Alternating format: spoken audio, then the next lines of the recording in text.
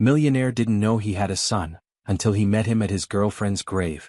Before starting to watch this story, tell us in the comments section from which city you're watching this story. Let's enjoy this story. David Whittaker leaned back in the black leather chair of his Manhattan office, staring at the endless skyline beyond the window. From the 50th floor, the city looked small, almost manageable, unlike the chaos he felt inside himself.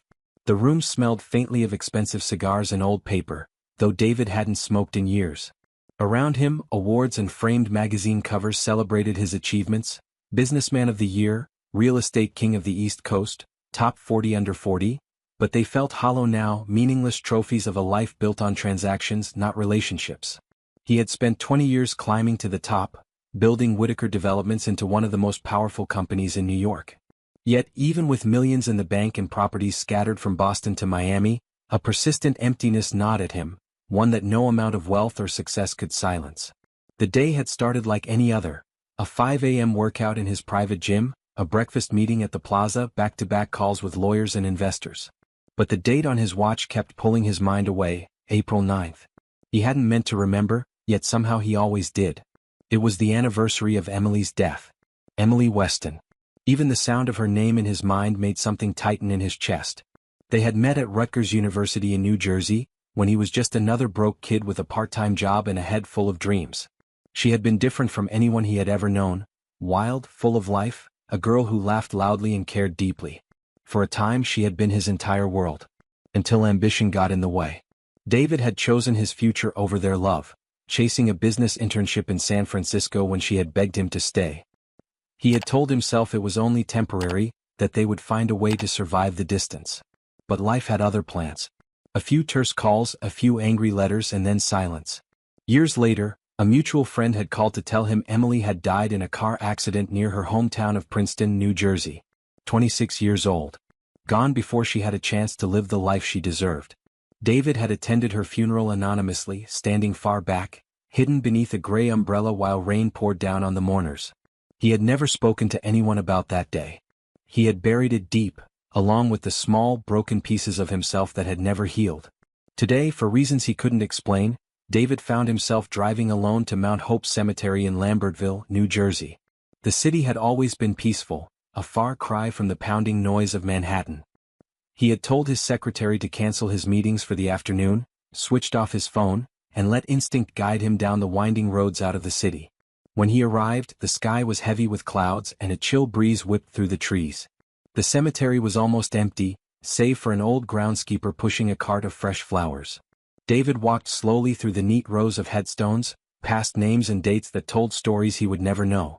He hadn't visited Emily's grave in years, but somehow, his feet found the way without needing directions. As he approached the familiar spot beneath a great oak tree, he stopped short. Someone was already there. A boy, no, not quite a boy, perhaps 16 or 17 years old, knelt in front of the headstone, arranging a small bouquet of white lilies. David watched, puzzled. The teenager looked familiar somehow. Tall and lean, with sandy blonde hair that caught the faint sunlight, and a jawline that reminded David unsettlingly of his own younger face. The boy sat quietly for a long moment, his head bowed, lips moving in what might have been a prayer or just a whisper to the wind. David hesitated, unsure whether to approach. Logic told him it was coincidence.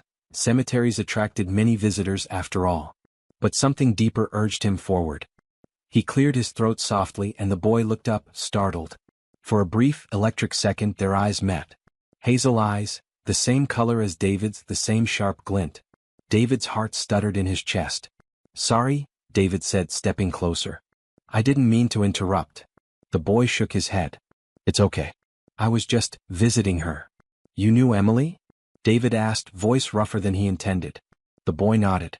"Kind of. I know about her. She was my mother." The words hit David harder than any punch he had ever taken. He staggered a step back, feeling the ground shift under him. A roaring filled his ears, drowning out everything else. "Mother. Emily." His mind scrambled for explanations. A lie, a misunderstanding, a coincidence, but none of them fit. His pulse pounded wildly as he forced himself to speak. "Your mother?" he echoed. The boy nodded again, more carefully this time. "Yeah. I was just a baby when she died. I never really knew her. I grew up in foster homes." His voice was steady, but David caught a flicker of pain in it, a loneliness he recognized all too well. David opened his mouth, but no words came out. He just stood there, staring at the boy who, in every line of his face, every small gesture, bore the undeniable stamp of his blood. His son. His son. All the years he had wasted, all the memories he had missed, crashed down on him with brutal force. The boy looked at him, puzzled by his silence. "Are you okay, sir?" David swallowed hard, fighting to keep his composure. "Yeah," he lied. I knew Emily too. A long time ago." The boy smiled faintly. "She must have been someone really special." "She was," David whispered, more to himself than to the boy. He shoved his hands into the pockets of his coat, trying to stop them from trembling. For the first time in decades, he felt completely unmoored, like a man waking up to find the world had shifted without him realizing it. Somewhere deep inside, a voice whispered that his life was about to change forever. And for once, David Whittaker wasn't sure if he was ready. David drove back toward Manhattan with the boy's face haunting him like a ghost he couldn't outrun. The gray sky above the New Jersey Turnpike mirrored the storm inside his mind, questions tumbling one after another until they blurred into a dizzying hum. Was it possible? Could Emily have had his child and never told him? It didn't seem real. It didn't seem fair. And yet when he closed his eyes, he could still see the boy's face so clearly, as if looking into a mirror cracked by time. His name was Luke. He had said so in passing, with the awkward politeness of a teenager unsure around strangers. David turned the name over in his mind like a stone he couldn't quite put down. The drive stretched endlessly, but he barely noticed the miles slipping past. His mind kept replaying their conversation, every word, every glance, searching for hidden meanings, for proof that he wasn't imagining things. By the time he pulled into the underground parking garage of his high-rise apartment on Fifth Avenue, the city was swallowed in twilight, headlights slicing through the fog like fireflies. David sat in the car for a long time, engine idling, his hands gripping the steering wheel so tightly his knuckles turned white. Part of him wanted to let it go, to convince himself it was just a strange coincidence. But the stronger part, the restless, relentless part that had built empires, whispered that he needed to know the truth. Inside his penthouse, the familiar luxury felt cold and meaningless. He poured himself a glass of scotch and stood by the window, looking down at the glowing veins of traffic weaving through the city. Somewhere out there was a boy who might be his son. A boy who had grown up alone, without the comfort of family, while David had chased contracts and collected trophies. The thought was almost too much to bear. Setting the glass down untouched, he pulled out his laptop and began to search. First, he looked up Emily Weston's obituary, something he hadn't dared to read back then. It was a small notice in a Princeton local paper, almost cruelly brief. Emily Ann Weston, beloved daughter of Richard and Patricia Weston, passed away April 9, 2007, survived by her infant son Luke Weston. David stared at the words, reading them again and again. Infant son. His heart pounded so hard he thought it might split open. Emily had been pregnant. She had a baby. She hadn't told him. Or maybe she had tried, and he had been too caught up in his ambitions to listen. Guilt wrapped itself around his throat like a noose. He dug deeper, pulling up old court records, trying to find any trace of Luke's life. It didn't take long to piece together the sad story. After Emily's death, her aging parents had taken custody of Luke, but within a few years both Richard and Patricia Weston had passed away, cancer for the mother, a heart attack for the father. With no immediate family left, Luke had become a ward of the state, bounced through foster homes across New Jersey and Pennsylvania. School records, medical forms, foster care reports, each document painted a picture of a boy adrift, surviving on scraps of stability, living lives that had no roots. David felt sick. He had missed it all, the first words, the first steps, the birthdays, the heartbreaks, all the moments that mattered. And the worst part was he hadn't even known he was missing them. Unable to sit still, David paced the penthouse, the sleek marble floors echoing under his footsteps. He needed answers. And there was only one person left who might give them to him. Laura Jensen, Emily's best friend from college. He remembered her well, a sharp-witted girl from Pittsburgh who had always been suspicious of David's ambitions. If anyone knew the full story, it would be her. It took him an hour to find a number for her, buried in an old alumni network site. He stared at the screen for a long moment before finally punching the number into his phone. It rang twice before a tired voice answered. "Hello? Laura? This is David Whittaker." There was a pause sharp enough to cut the air. Then cautiously, "David? Well, it's been a long time." "I know," he said, swallowing hard. I'm sorry to call out of the blue, but it's important. It's about Emily. And Luke. Another pause, longer this time.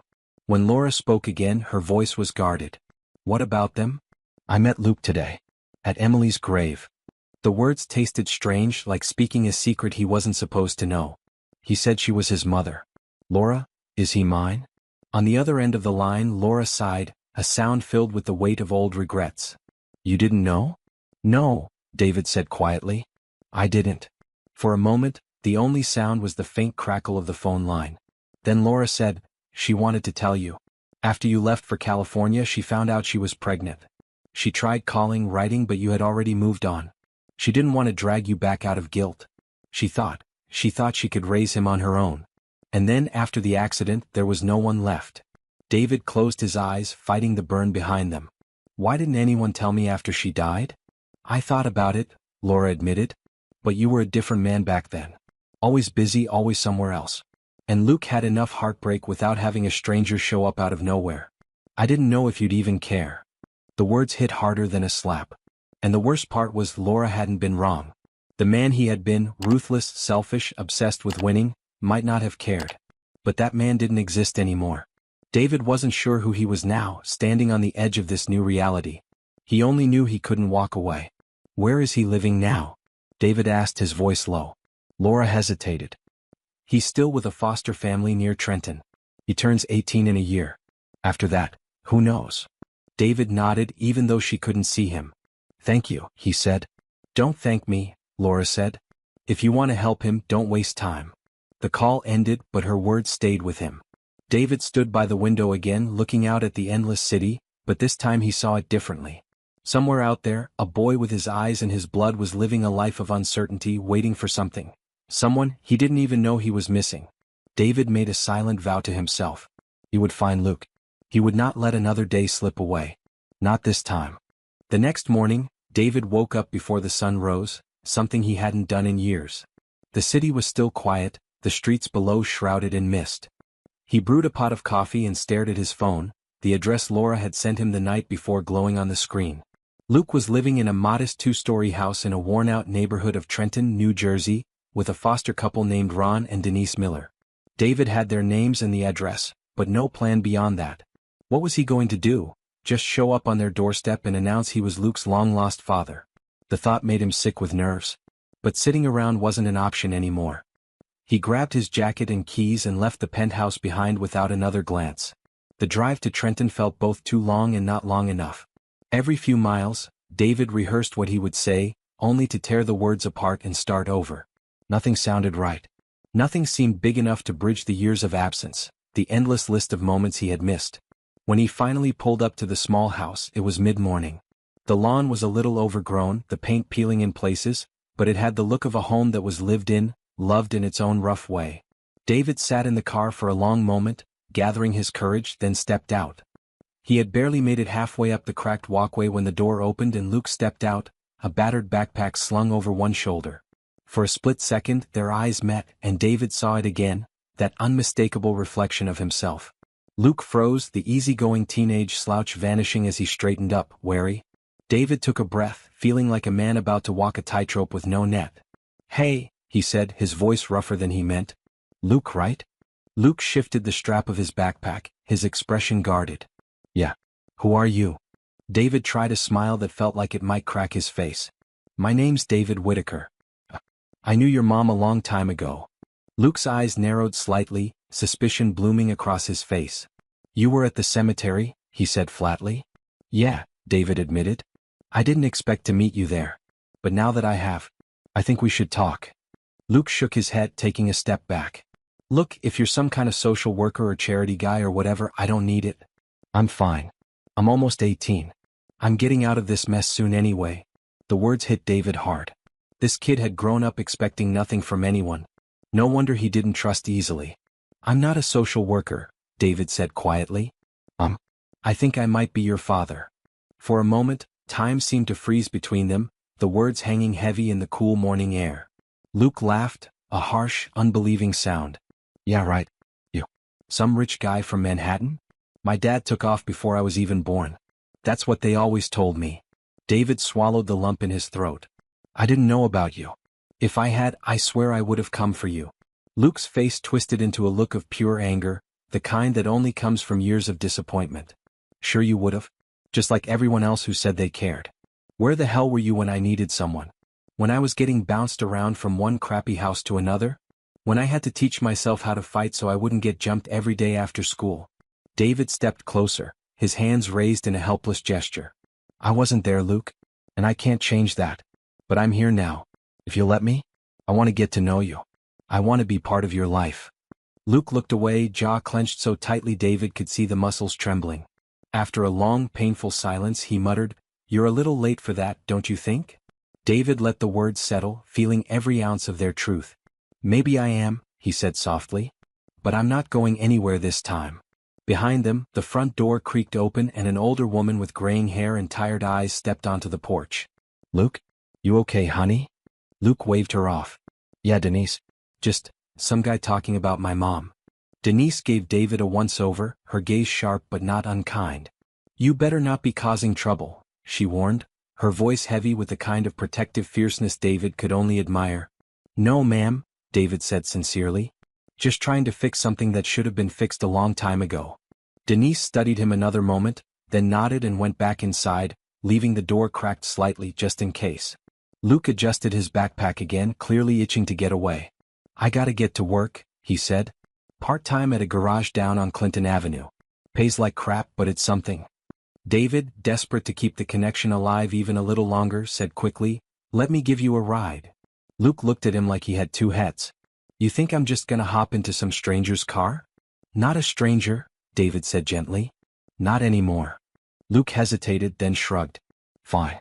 But if you try anything weird, I know how to break your nose." David chuckled despite himself. "Fair enough." They drove in silence for a few minutes, the tension thick between them. David stole glances at Luke, taking in the details. The worn hoodie, the calloused hands, the set of his jaw that spoke of stubbornness and survival. When they pulled up to the garage, Luke grabbed his bag and opened the door without looking back. Before he stepped out, he paused. "Why now?" he asked, his voice low. David gripped the steering wheel so hard his fingers ached. "Because I should have been there from the start," he said. "And because it's not too late. Not if you give me a chance." Luke didn't answer. He just slammed the door shut and disappeared into the dim garage. David sat there for a long time, the engine idling, feeling the heavy weight of beginnings and regrets. He wasn't giving up. Not this time. Somehow he would find a way to break through the walls Luke had built around himself. Somehow he would be the father he should have been all along. Before going to next, please subscribe our channel, like and share with friends. David couldn't stop thinking about Luke after he drove away from the garage. He parked a block away and sat there for nearly an hour, watching the entrance from a distance. It wasn't that he didn't trust Luke could take care of himself. Clearly the boy had been doing that for years, but David felt an overwhelming urge to be close, to see the life his son was living, even if from the shadows for now. The garage, a battered old place called Pete's Auto Repair, was busy even on a weekday afternoon. Customers came and went, some shouting over the noise of the tools, others leaning against their cars with crossed arms and impatient looks. David spotted Luke immediately, working under the hood of an old Ford pickup, his hands moving confidently despite the grime and noise around him. He wore a dark blue uniform that hung loosely on his thin frame, and every so often, he would wipe his forehead with the sleeve of his hoodie.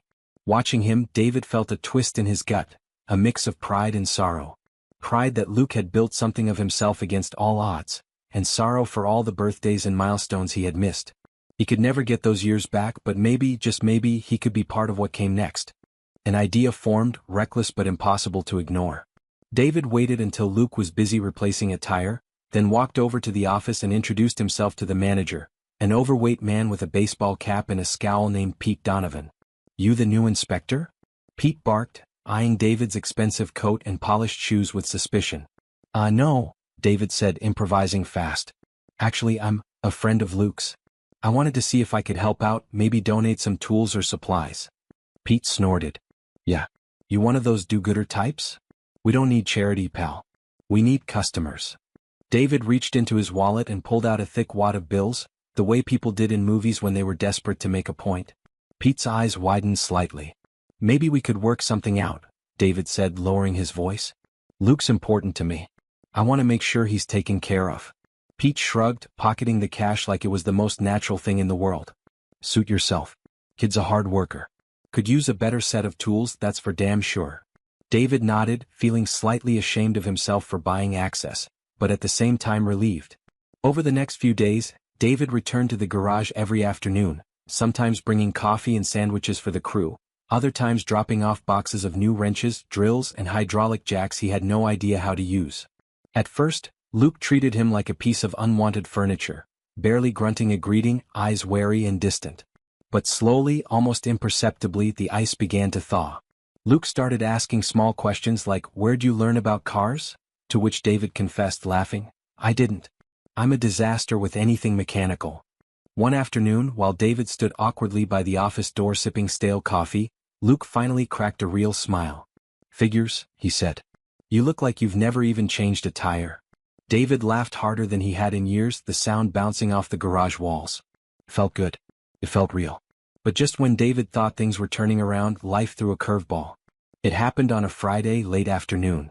A battered old sedan pulled into the garage, smoke pouring from under the hood. Luke ran over to wave the driver down, but the guy, a skinny man with wild eyes, jumped out screaming that his brakes had failed. The car, still rolling, clipped Luke's side and pinned him against a heavy workbench with a sickening thud. Everything after that moved in slow motion. David dropped his coffee and sprinted across the lot, shouting Luke's name. Mechanics shouted orders, someone dialed 911, and Luke, dazed but conscious, tried to push the car off himself without success. David and Pete together managed to shove the sedan back enough for Luke to slump free, groaning in pain. His leg was twisted at a terrible angle and there was blood pooling under him. David dropped to his knees, his hands shaking as he tried to keep Luke awake. "Stay with me, son," he kept saying over and over, the word son, slipping out like a lifeline. Luke's face twisted in pain, but he didn't push David away. Not this time. The ambulance arrived within minutes, sirens wailing. David rode with Luke to Capitol Health Regional Medical Center, sitting stiffly in the back of the ambulance, holding Luke's hand without caring who saw. At the hospital, the emergency team rushed Luke away, and David was left pacing the sterile white waiting room, feeling helpless for the first time in a long time. Denise and Ron Miller arrived not long after, breathless and panicked. Denise shot David a look full of confusion and anger, but when he explained in rushed, stumbling words how he had been visiting Luke at work, how the accident wasn't anyone's fault, her face softened slightly. Hours crawled by. Finally, a tired-looking doctor came out and told them that Luke had a badly broken femur, some cracked ribs and a mild concussion, but he was going to be okay. Relief hit David so hard he had to sit down. Later that night, when they were allowed to see Luke, he was propped up in a hospital bed, pale but awake. He looked at David as they entered, his eyes tired but clear. "Guess you're not going anywhere now," he said hoarsely. David smiled through the sting in his chest. "Not a chance," he said. Luke didn't say anything more, but he didn't let go of David's hand either. And for David, that small gesture meant more than any words could have. Sitting there by Luke's side, David made himself a silent promise. Whatever it took, time, patience, even 1,000 more silent hospital visits, he would be there. He would earn his place in Luke's life. Because this was what real family meant, not just blood but showing up when it mattered most. Before going to next, please subscribe our channel, like and share with friends. Luke's recovery was slower than anyone wanted it to be. After a week in the hospital at Capitol Health Regional Medical Center, he was transferred to a small rehabilitation facility near Princeton, a cozy place that smelled like lemon cleaner and had faded paintings of flowers on every wall. David visited him every day without fail, sometimes staying for hours, sometimes just sitting in the chair by the window while Luke dozed off from pain medication. Over the weeks, their conversations became more natural, slipping from awkward small talk to real stories.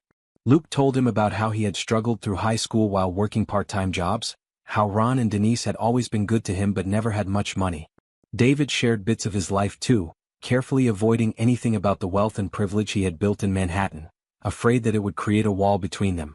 Luke didn't ask many questions and David didn't push the relationship faster than it naturally grew, but deep inside he wished he could speed up time, wished he could fix years of absence in a few short weeks. One cold evening while Luke was in physical therapy, David sat with Denise in the small family lounge. She stirred her coffee distractedly, staring out the window at the bare trees. Finally she sighed and said, "Laura never told you, did she?" David looked up, heart pounding, unsure what she meant. Denise didn't wait for an answer. "She wrote you letters." Dozens of them. After she found out she was pregnant. After Luke was born. Even when he was a little boy. She kept writing even when nothing ever came back. David blinked at her, stunned. "I never got any letters," he said, voice barely above a whisper. Denise nodded grimly. "Ron thinks her father, Laura's dad, he must have intercepted them. He hated you, David. Thought you weren't good enough. Thought you were gonna ruin her life." After Laura died, Ron found the letters hidden in a box in her parents' attic. "We didn't know what to do with them." The weight of Denise's words crashed down on David like a falling building. All these years he had thought Laura had cut him out of her life, had chosen to raise Luke alone. He had hated her for it at times, mourned her at others. But now, realizing that she had tried, had wanted him to know, left him feeling hollow and furious and guilty all at once. Denise reached into her purse and pulled out a small, battered shoebox wrapped in a rubber band. "We kept them safe," she said softly. "Luke doesn't know about them yet. We thought, maybe it was your place to tell him." Hands trembling, David took the box and opened it. Inside were dozens of envelopes, some faded and yellowed with time, others newer but all addressed in Laura's neat handwriting. His name was written again and again. David Collins, followed by his old address in Brooklyn, the one he had left behind after their breakup, then forwarded addresses in Manhattan that apparently never received them. He picked up one letter at random, opened it and unfolded the paper. "Dear David," it began in Laura's voice so clear he could almost hear her, "I know you probably hate me. I don't blame you. But there's something you need to know. I'm pregnant. I'm scared but I'm keeping him. I wish you would come back, but even if you don't, I wanted you to know you have a son." David read until his eyes blurred, then carefully placed the letter back in the box. He sat back in the worn lounge chair, covering his face with his hands. Denise sat quietly, giving him space. After a long time he whispered, "I would have been there. If I had known. I would have been there every day." Denise put a hand on his shoulder and squeezed gently. "I believe you," she said. "And maybe it's not too late. Luke's tough but he needs someone. Someone who really knows him. Not just someone who feels sorry for him."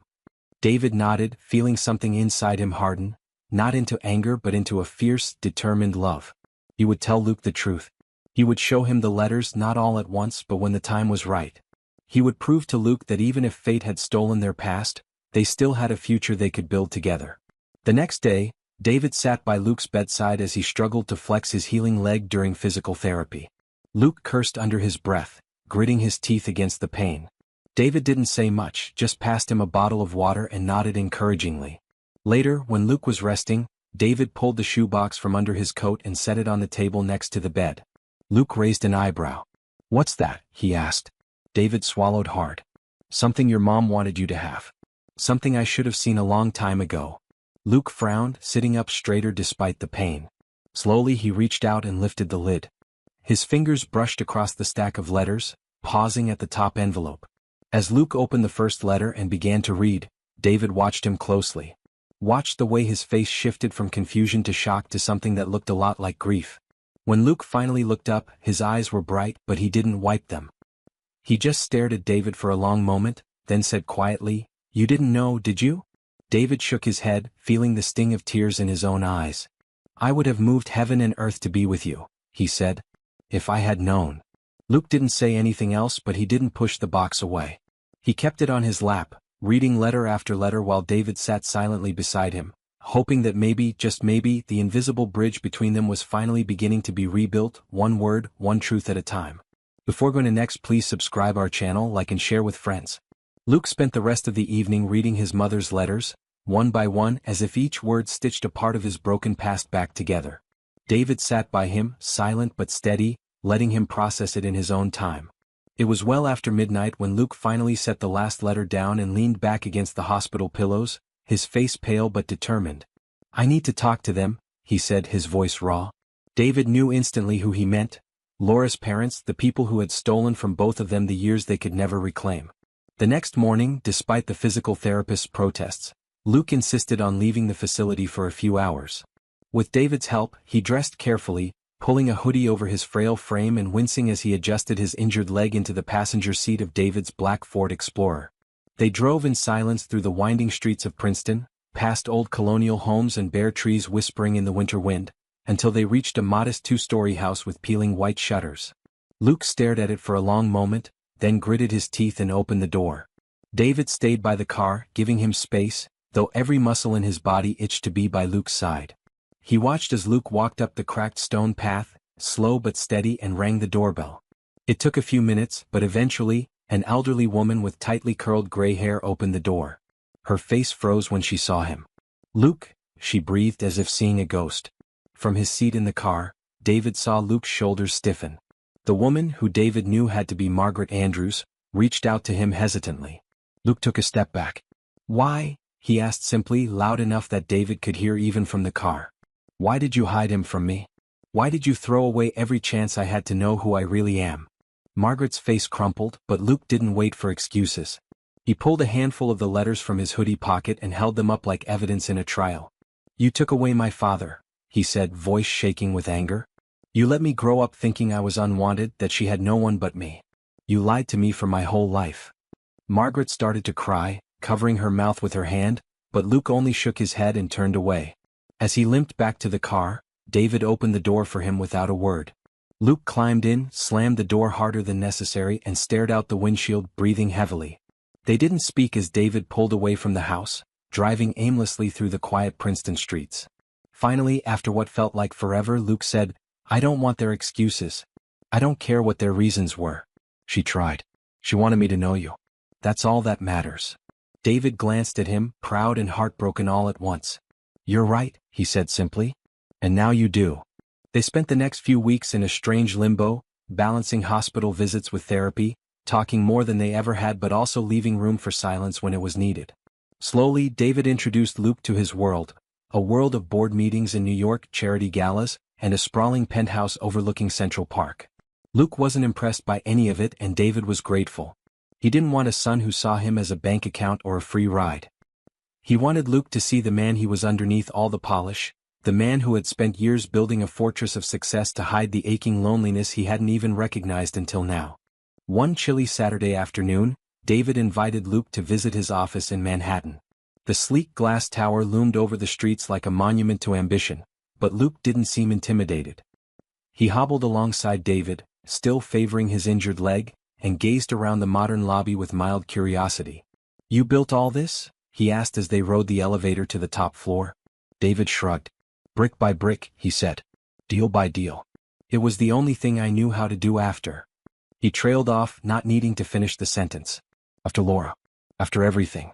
Inside the office, Luke walked slowly to the floor-to-ceiling windows and looked out at the city stretching endlessly in every direction. "It's big," he said. "But it feels kinda empty." David smiled wryly. "You're not wrong." He motioned Luke toward a small sitting area with leather chairs and poured them both coffee. As they sat, David hesitated, then said, "I want you to be part of this, Luke. Not because you have to, but because you're my son. And because maybe we can build something together." Luke studied him for a long moment, then gave a small, lopsided smile. "I'm not a businessman," he said. "I don't know anything about stocks or mergers or whatever all this is." David laughed softly.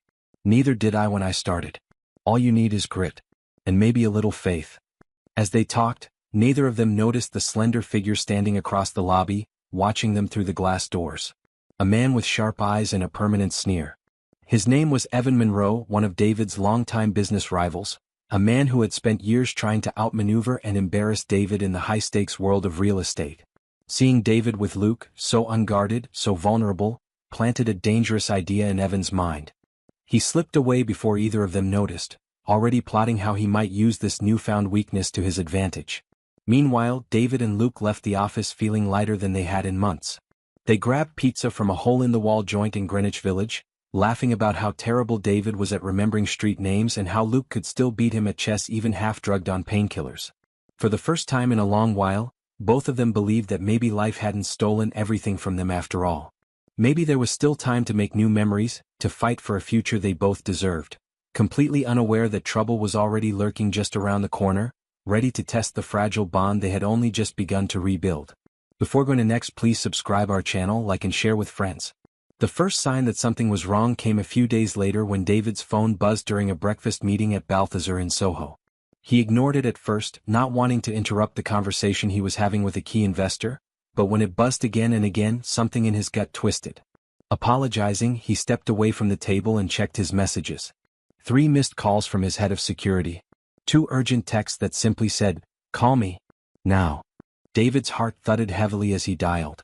When James picked up, his voice was low and tense. "Sir, you need to get back to the office. There's been a breach." David didn't wait for details. 15 minutes later, he was striding through the lobby of his Manhattan building, ignoring the receptionist's attempts to slow him down. In his office, James was waiting, a manila folder clutched tightly in his hands. "We were hacked," he said grimly.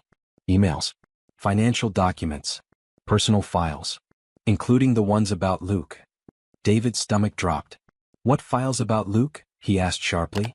James hesitated. "The ones the lawyers drafted. About acknowledging him formally. Setting up the trust fund.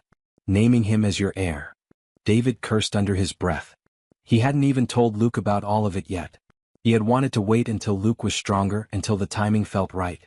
Now someone else knew. And he had a sickening feeling he already knew who it was. Evan Monroe was many things, ruthless, petty, ambitious, but above all he was patient when it came to revenge. David could imagine him sitting somewhere smugly, plotting how best to use this information to humiliate him, to wreck the fragile new life he was trying to build with Luke. Sure enough, later that evening, as David and Luke were grabbing burgers from a food truck near Bryant Park, David's phone buzzed again. This time it was an anonymous number, and when he answered, a distorted voice said, "You're not the only one who knows your little secret anymore. Might want to tune into the news at 6. Then the line went dead. David's blood ran cold. He didn't tell Luke immediately. He didn't want to panic him.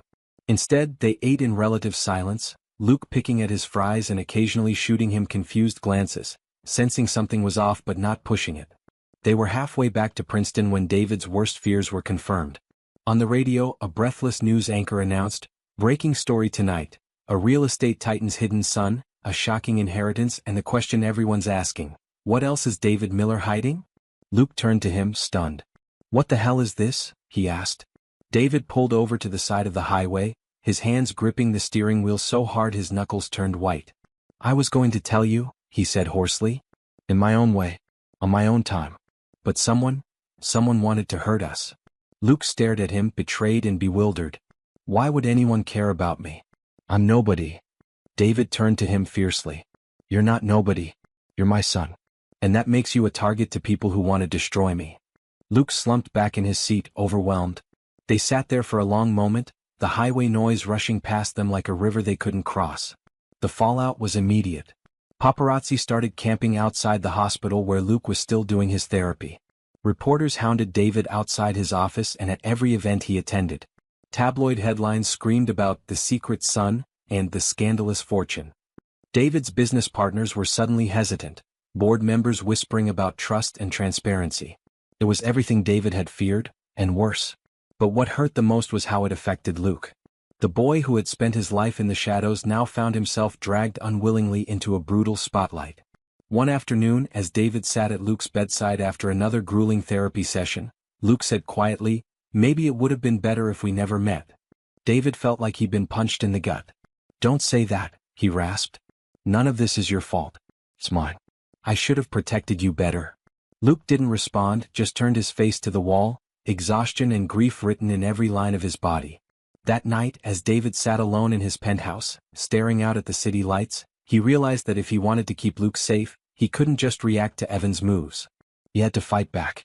Not with threats or lawsuits, though those were coming too, but by making sure Luke knew beyond any doubt that he belonged, that he was wanted, that he was loved. The next morning, David woke early and made a series of calls. He canceled meetings, cleared his schedule. Then he picked up Luke from his temporary apartment, the one David had quietly rented for him in a secure building, and said, "We're taking a trip." Luke looked skeptical but didn't argue. They drove north, past the bustle of New York, through the quiet suburbs of Connecticut, until they reached a stretch of coastline where the air smelled of salt and the world felt softer somehow. David parked in front of a modest, weathered house overlooking the water. "This used to be my father's," he said. "It's been empty for years. I thought, maybe we could fix it up together. Make it ours." Luke stood there for a long moment, the wind tugging at his jacket, before finally nodding. "Okay," he said. "Let's try." As they walked up the creaky steps and pushed open the door, David felt something lift from his chest, something he hadn't realized he was still carrying. No matter what Evan threw at them, no matter how messy or complicated the world became, this was real. This was theirs. And for the first time in a long, long time, he dared to believe that maybe, just maybe, they could still build something beautiful from all the broken pieces. Before going to next, please subscribe our channel, like and share with friends. The days they spent fixing the old house in Mystic, Connecticut, turned out to be the best therapy either of them could have asked for. There was something raw and healing about sanding down weathered wood and repainting the front porch under the slanting autumn sunlight. Luke, who had been so quiet and withdrawn, slowly began to open up. He told David about his years bouncing between foster homes after his mother died, about the times he had slept in his car, about the dreams he had shelved away because life had taught him it was safer not to hope too much. David listened, sometimes with tears burning in his eyes, sometimes just quietly hammering nails into the new window frames because there were no words big enough to bridge all that lost time. Every evening they would sit on the back porch, drinking cold sodas, watching the sunset melt into the Atlantic, and bit by bit, something real and unbreakable grew between them. But peace never lasted long in David's world. One chilly morning, as they were installing kitchen cabinets, David's phone rang with news that made his blood run cold. Evan Monroe was planning to hold a press conference downtown in New York, threatening to leak new evidence of David's supposed misconduct in business deals and family matters. The goal was obvious. If Evan couldn't destroy David with whispers, he would do it with a public spectacle. David stood in the middle of the dusty kitchen, his heart thundering. He could fight Evan. He had the lawyers, the money, the connections. But if he dragged Luke into an ugly legal war, the boy would be torn apart by media vultures. For a long time he said nothing, staring out the window at the restless ocean. Then he turned to Luke and said quietly, "We have to face it head on. Together." Luke didn't flinch. He nodded. "I'm not running anymore," he said. "Not from anything." That afternoon they drove back to Manhattan. The city buzzed around them, cold and impatient. David arranged for a small press gathering at his firm's conference room, carefully controlled, only trusted reporters allowed. When he walked in with Luke at his side, the flashes exploded around them, blinding and merciless. David stepped to the microphone and cleared his throat. "I am David Miller," he began, his voice steady. "And this is my son Luke Daniels. For most of his life I didn't know he existed. That's a failure I will regret every day. But now that he's in my life, I will do everything to protect him. No lies. No scandals. Just the truth." The room buzzed, but David pushed through, laying it all bare: how he had loved Emily, how he never knew she had been pregnant, how fate had thrown him a second chance he hadn't deserved but wasn't going to waste. Luke stood beside him, not speaking, but his presence was a louder testimony than any words could offer. Afterward, when they walked back through the lobby, a few reporters shouted ugly questions trying to bait them. Luke paused, turned and said simply, "You can write whatever you want. But you weren't there. You don't know us." And then he walked out into the cool evening air, free. It wasn't over, of course. Evan still tried to stir trouble, leaking old business documents, starting rumors about David's empire crumbling. But the truth had robbed his attacks of their power. Investors who mattered stayed loyal. Board members rallied. And public sympathy, strangely enough, swung toward David and Luke, a father and son trying to stitch together a life from old wounds and new beginnings. A month later David took Luke back to Mystic. The house was finally done. It wasn't perfect, the porch still creaked and the shutters needed another coat of paint, but it was home. They spent Thanksgiving there, just the two of them, cooking a lopsided turkey and burning the rolls but laughing until they couldn't breathe. As snow started to fall gently outside, Luke turned to David and said, "I was scared you were going to give up on me." David reached across the table and gripped his hand tightly. "Never," he said fiercely. "Not for anything in the world." Christmas came, and with it a letter from a university in Boston. Luke had applied in secret to a creative writing program, something he had always dreamed about but never dared to pursue. He had been accepted, full scholarship. When he told David, he half expected anger or disappointment, but instead, David just hugged him and said, "Go. Build your life.